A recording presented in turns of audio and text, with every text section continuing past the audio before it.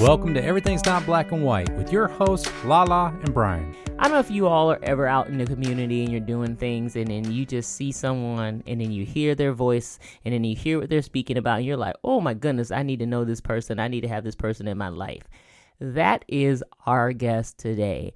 I had the pleasure of meeting Ella Williams, I think, at some social event we were at. I don't even know, because I feel like we've known each other forever. It may not even been forever, but it feels like it's been forever. But Ella is this person who has a aesthetic, as my youngest would say. When you see Ella, honey, you see class, you see all kinds of divine nature. You see this woman who is about it, as they say. So it is our honor and pleasure to welcome to the EMBW podcast today, Miss Ella Williams. Welcome. What's going on, Ella? Thank you so much, Lala. I appreciate that introduction. Listen, I speak truth, girl. Listen, when people say, do y'all know Ella? They say Ella. And then I start describing you. They were like, oh, yes. Oh, honey, I know her. Yes, I know her. The energy is reciprocal because people just, I feel the same way when I'm like, do you know Lala? And people are like, Lala. And I'm like, edutainment? Like, and they're like, what? And they're like, yes. I get it. Well, that is an honor to have that mutual reciprocity of the love. We have the Mutual Admiration Club, but we are so happy to have you here with us today. You know, I want everybody to know about Posh Teatime, but I really want people to know about Ella Williams, right? So we're gonna talk about Posh in just a second, but I really want people to know, like, when you say Ella Williams and the narrative that you have in your mind, who are you talking about? Who is Ella Williams? Oh my gosh. I feel like that's such a hard question, right? Because I feel for myself, I think I'm always transformation is a huge part of my life. So I feel like I'm constantly growing. And as I grow every year, I feel like I'm constantly evolving and changing. I would say I'm a learner. Like I am the ever learning person. I am the person that is a right fighter. Like I love when things are fair, which I know in this world, things can sometimes rarely be fair. But I'm also very feminine. I love all things pastel color. I love everything that's like what would be described as traditionally very feminine. I love that. I love being soft. I love like allowing my husband to be a leader. I love, being an example for young kids that they can actually pretty much do anything they want to do. And I just love that. I think I'm in a season of just like, enjoying life and really just going after anything I feel like is a goal of mine. Anything that I've ever wanted to pursue. I'm in that season of pursuing anything and everything.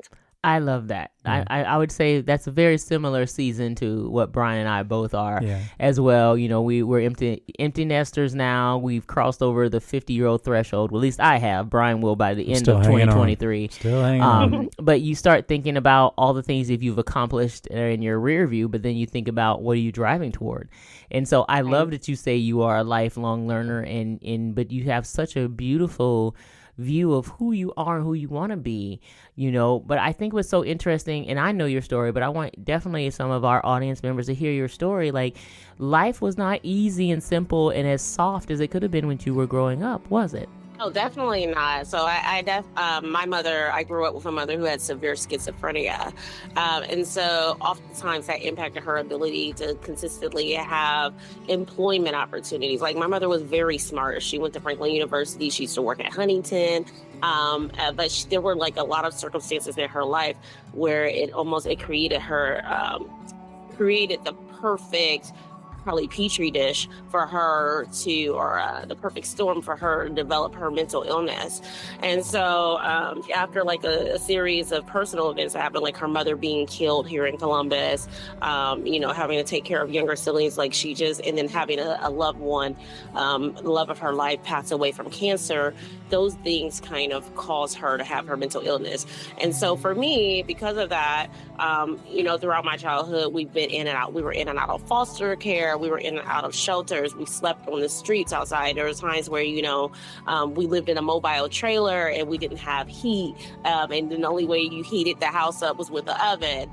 Or you had to wash up because there was no water in, little convenience stores bathroom. So definitely it was not the perfect upbringing of someone from a middle class family with a mother and a father. It was literally myself, my mother, and my sister growing up. So yeah, it definitely was tough.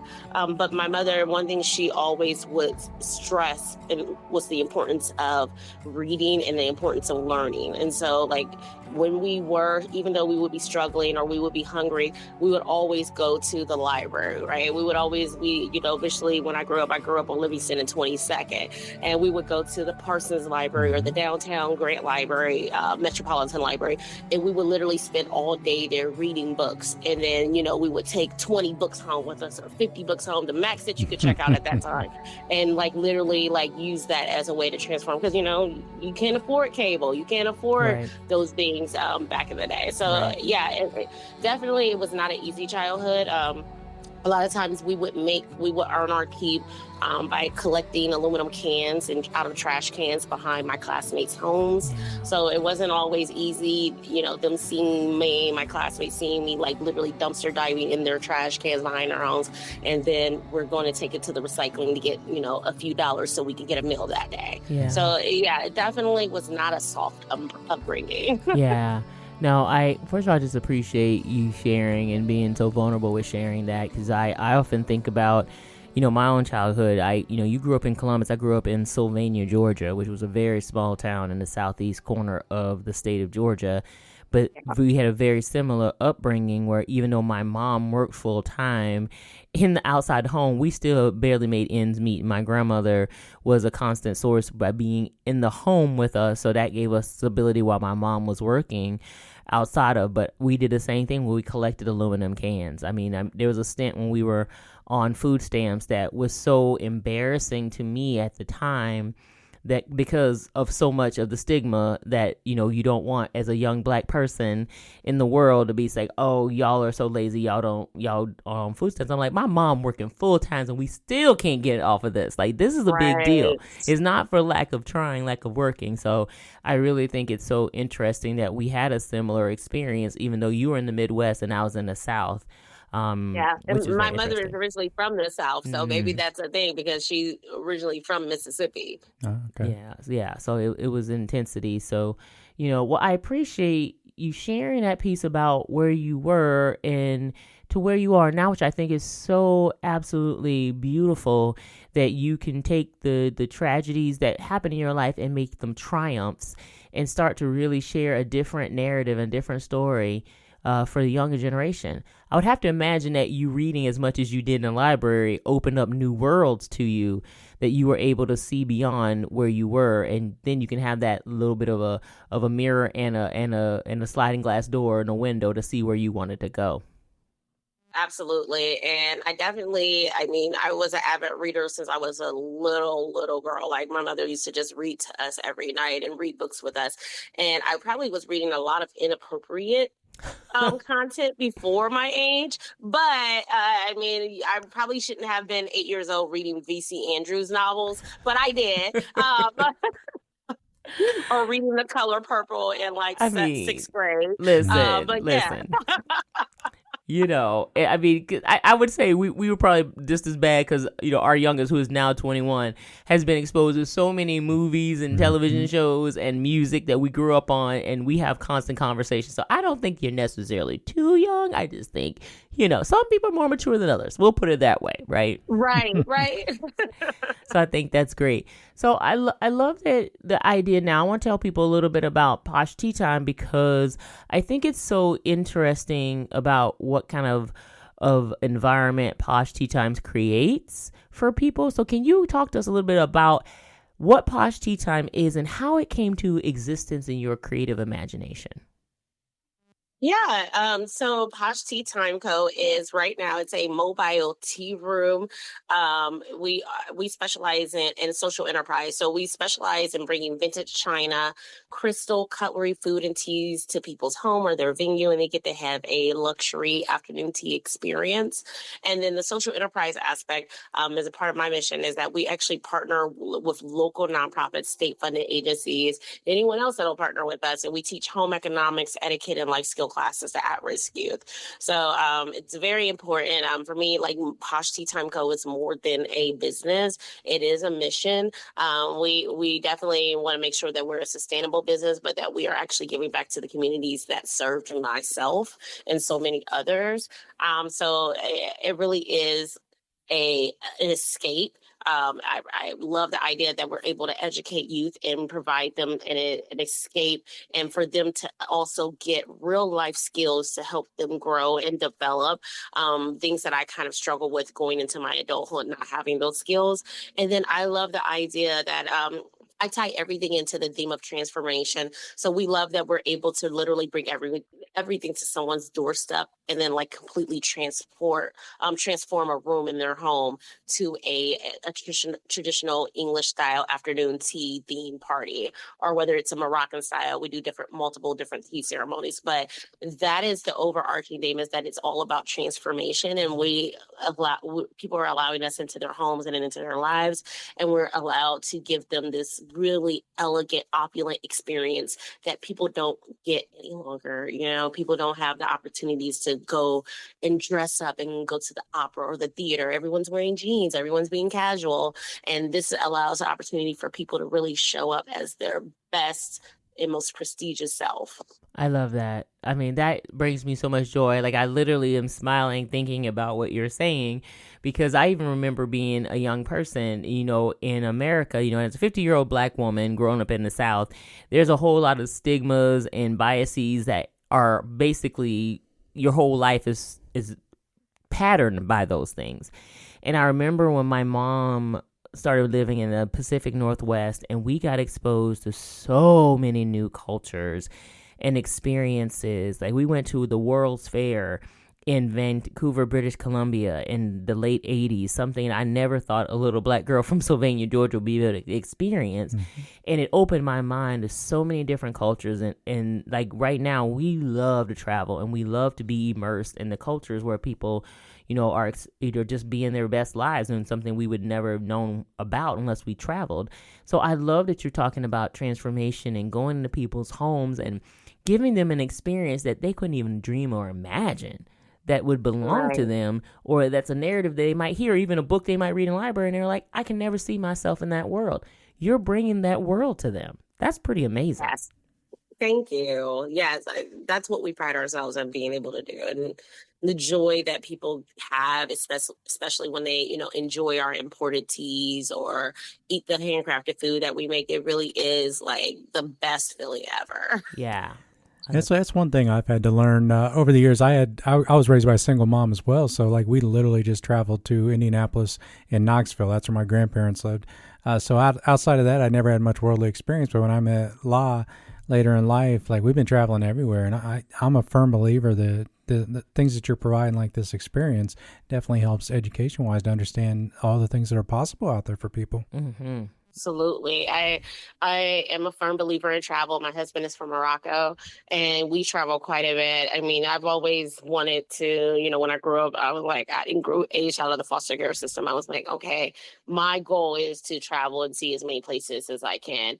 And my husband and I, we love traveling. We travel places across the United States as well as overseas. I love going to Europe and getting a chance to go into Africa. I think it's an amazing opportunity for people. Everyone should have a passport. There's really no excuse in America. We're the only country in the world where people are not required to have passports, where most other countries, that are considered first world, they literally have their passports since they are born. Yeah. And those other countries also give a lot more time off for people to actually use those passports. Honey, facts. True facts. True facts. They get holidays. Honey, holidays. Full of them. I remember we were down in the Caribbean, and I was talking with a gentleman from, I think it's from Britain, and he's like, how do you all do it with just, a week of vacation in a year? Because I think they get almost 4 weeks or something. No, they get more than that. They get months. Oh, yeah. Yeah, it's a lot. I work with an IT offshore team in the Netherlands, and they literally, every time I talk to them, I'm like, they're like, oh, I can't finish this. I'll be on holiday. I'm like, you just got back from holiday. Listen, honey.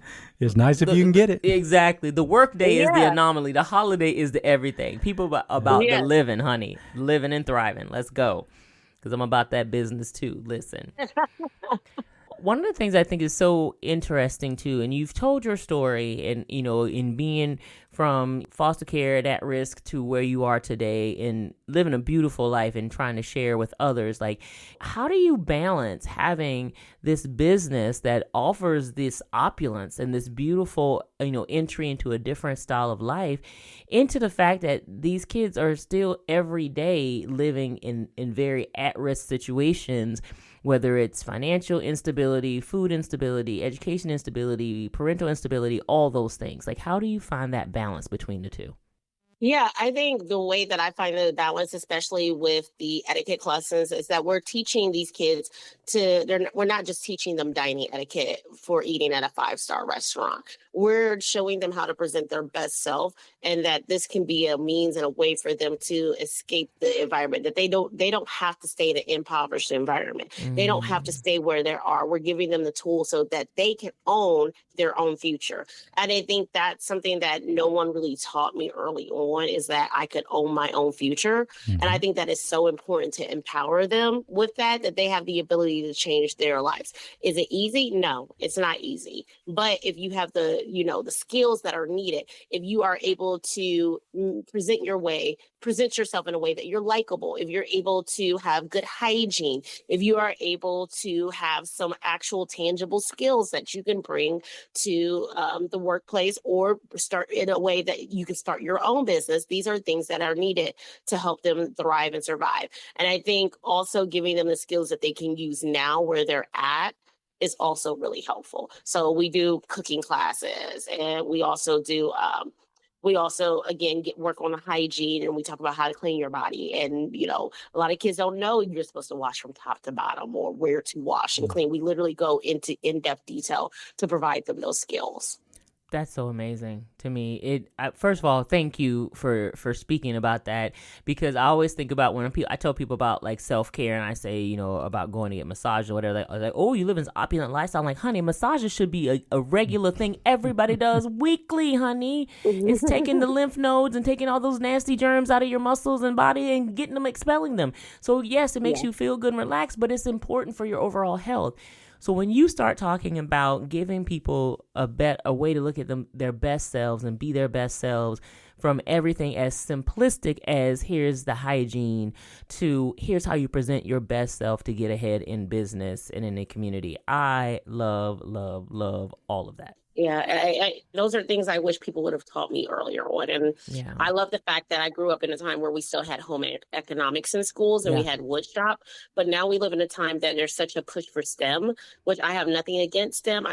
My day job is in IT, but I don't like the fact that you're excluding home economics and wood shop. Those are skills. And especially if you're looking at a spouse, it's me. I love a man that can fix things. I love a woman that can fix things. I mean, I have, I don't know if you know Akima from the Five party venue. I do. But she literally she is like a woods worker. Like, she literally designs a lot of those props herself and cuts them and everything else. And I think those are those skills are so needed. Man. Absolutely. I love that. And I think that's just so important for people to actually see a bit of themselves they never thought was even possible. So you're giving people hope and possibility, which, literally has zero price tag on, because it's invaluable, because you just are especially for children of color, immigrants. You need to have someone that can show you those things. Yeah. Exposures.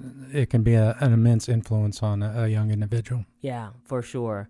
So I know you've been doing Posh for a bit of time now, and I can only imagine the kind of stories, the affirmations and life affirmation stories you're hearing. Like, what are some of the things that really keep you going? Like, what is an experience or something some youth has said to you that's like, okay, this is what I'm supposed to be doing with the rest of my life. This is really important.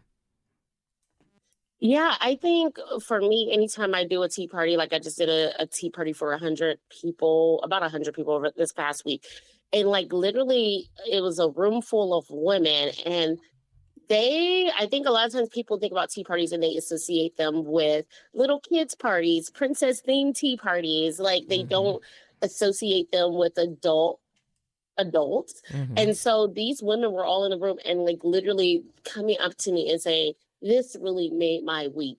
This That's really made great. my day. Like, I didn't realize, like, sitting here, being able to have, converse with other adults and, like, not look at my phone or be holding my phone and actually really being intentional and spending quality time with people I really care about. Yeah. Like, we're giving people that time back. Mm-hmm. I think that is so important. And people are, and like, literally, those women were so tickled by the crystal there, like the vintage china there, like all the china that we use. Most of the china settings we use is actually vintage. So literally, there's a story behind that this vintage piece of china was sitting in someone's cabinet. Until their great granddaughter decided to give it to me or sell it to me, and they knew that it was going to be used. So I think it's so important that we just realize that it doesn't always have to be technology based, or you don't have to always be out touring, or literally running yourself ragged to have some self-care. I think self-care can be simply just enjoying the quiet tinkling of china clinking, or the light stirring, or the ripples of the tea in the teacup, like seeing that and enjoying the beauty of that. I think that is so important, and that's what we're giving back to people. I was literally just melting into my teacup as you were talking about the clinking, and then of course my mind went immediately to Get Out in the teacup, because I was imagining, honey, I was like, Jordan Peele, why you don't mess me up like that? He don't mess me up. It's funny because I was over here thinking the same reference. It's when you've been married too long, when you're thinking about the same kind of things. Where was that tea place in Cleveland we stayed at? Oh yeah, it was a tea shop, bed and breakfast in Cleveland. I can't remember the name of it, but it was wonderful because they had a high tea breakfast. We had a high tea brunch, and it was really fun. Yeah, and that was my first time being in a setting where it was specifically designed around tea, and that was really cool. I enjoyed the experience. I mean, men can definitely enjoy it. I think that's a misnomer as well, that people think that men don't enjoy it. I mean, in Africa, men drink tea quite a bit, especially rooibos tea. My husband is from Morocco, where we practice Moroccan tea ceremony quite a bit. And it is just a way to sit down and really enjoy your family, enjoy friends. Literally, if you go in Morocco and, you're a stranger and you're lost, someone will just invite you in to have Moroccan tea. And that's usually like tea and cookies, and just to sit down and talk. That's beautiful. I love that. But that's so much of what we have missed in the world is the true art of community, right? And community meaning communing together, whether it's over food or over drink, or just to be in each other's presence. And so I love that you, in my opinion, I think you're connecting past, present, and future with all the aspects of Posh Tea Time and what you're doing. Everything from the vintage china that was where it was before to bringing people into the present for who they are and just enjoying the company of others, and then the future by looking at our at-risk youth and giving them a different viewpoint of life. I mean, how beautiful of a story do you get to tell every day? That's wonderful, Ella. Thank you. So I know that you're now doing, you talked about the mobile parties, and you talked about bringing all this wonderful lusciousness to you. I know you have a new mobile tea cart, and her name is Queen Charlotte. And for the Bridgerton fans, everybody, it is all of that and then some. So I just wanted to give a shout out, to you, Queen Charlotte, and Shonda Rhimes, just because I always want to shout out Shonda Rhimes when I can. But just how beautiful is it, though? Literally, when you think about your experiences, when people look at you, they think about Queen Charlotte and what Queen Charlotte represented. Obviously, Shonda Rhimes is a beautiful, melanated woman who is showing people that you can have a bias in your head of who you think I should be, and let me really show you who I am. And I love that. It's been a year of, like I said, transformation is the word for us. And so, we acquired, we had a custom trailer built that's about 15 feet long, and she is called Queen Charlotte. And we literally can vend out of her. We can have her as an add-on for tea parties, or we can do pop-up events with her, which is really great. And usually we do offer our iced teas or bubble teas, hot teas, and some of our pastries and ice cream out of the trailer. So we absolutely love the convenience of us being mobile. I think it really gives our clients something to look forward to when we show up with the trailer, and then all the fixings to have a tea room in their home. So we absolutely love that. And then again, Queen Charlotte, once I watched Bridgerton, and I was like, oh, Queen Charlotte, like the history behind her was that she was actually a woman of color. Mm-hmm. And that's kind of like the torrid secret that nobody wants to talk about in UK history. But I'm like, but she was there. She was us. So Mm-hmm. Yeah. again, Meghan Markle kind of did the same thing when she broke the mold. Like, we're Yep. here. We are here, honey. So I absolutely love that. And I wanted to basically make sure we had some of those influences. We don't do just traditional English teas. Of course, we offer, I tell people all the time that especially since we are a Black-owned, Muslim-owned company, that we honor our history, period. Yeah. And so it's really important for us that we honor African history, Black American history, as well as the origins of tea, which, traditionally has, Asian in regards to the oxidation of how that like kind of transformed and then went through the whole Silk Road and traveled through all parts of the world. So we celebrate community all day, every day. And Queen Charlotte is just giving us another way to do that. I love it. Girl, you got me like, I got like goosebumps on my arms, like just hearing all that. Because I just think about my own experiences that I've had that I always try to share with others. And, I tease because Brian and I have been together for 15 years. And I always get excited when I can share new things with him. And he sees through new eyes and new lenses. So the fact that you're doing this for people of all ages, races, backgrounds, etc., is such a beautiful thing, because you're really helping people open up their hearts and their minds to do something different, and then to see each other's humanity for what it really is. So I think it's beautiful. Thank you. So what exciting things are on the horizon for Posh Tea Time? Well, we have quite a few things going on right now. We're actually participating in Sea Change, which was their signature cohort, which is an accelerator for small businesses, small social enterprises. And so that cohort is actually wrapping up September 13th. We'll actually be pitching in a pitch competition. Mm-hmm. So our goal is to actually raise funds, because we actually partner the classes that we teach to at-risk youth. We actually also have a youth employment program. So our goal is to expand that programming so we can hire teens and youth to work on the tea trailer on Queen Charlotte for vending events and teach them hospitality skills. So our goal is to get additional funding for that, as well as for our brick and mortar tea boutique, or boutique tea cafe. So we are pitching in a couple of weeks, and we are hoping to get the funding that we need in order to have our brick and mortar our boutique tea cafe, as well as expand that youth programming. That is amazing. Oh, I love it. Well, I would say good luck, but you don't need luck. You just need people to hear you, honey, because there ain't nothing about luck, honey. You come prepared all the time. So when people say, honey, if you stay ready, you ain't got to get ready. Ella, always ready. Always ready. Oh, I'm trying. This has definitely been one of the most challenging classes or things that I've ever done. So I'm really excited to share with, people, whether it's my friends and family or complete strangers, about our mission and what we've been doing the last few years and how they can help us scale. And then we've been looking at different locations. So we're hoping to have the boutique tea cafe physical location opening in 2024, because we get calls at least twice a day, every day, people asking where we're physically at. And so it just makes sense for us to actually have a physical location. Yeah, I love that. Well, anything we can continue to do to support you, we absolutely will, because I just believe in you so much and think you're really changing the world in a beautiful way. So Thank you for being here and sharing a bit of your story. So for those folks who want to support you and continue to follow you and see what you're doing, how can people get in touch with you? Yes, people can actually get in touch. We're always active on social media. You can follow us on LinkedIn, Facebook, TikTok, and Instagram with all at Posh Teatime Co. So that's Posh Teatime Co.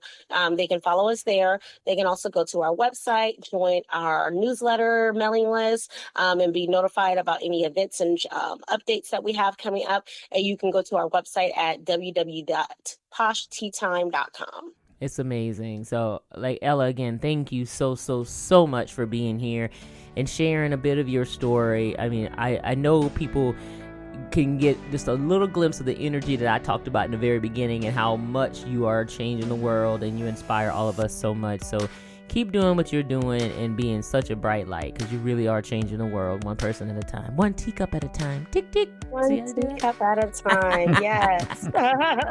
I love it.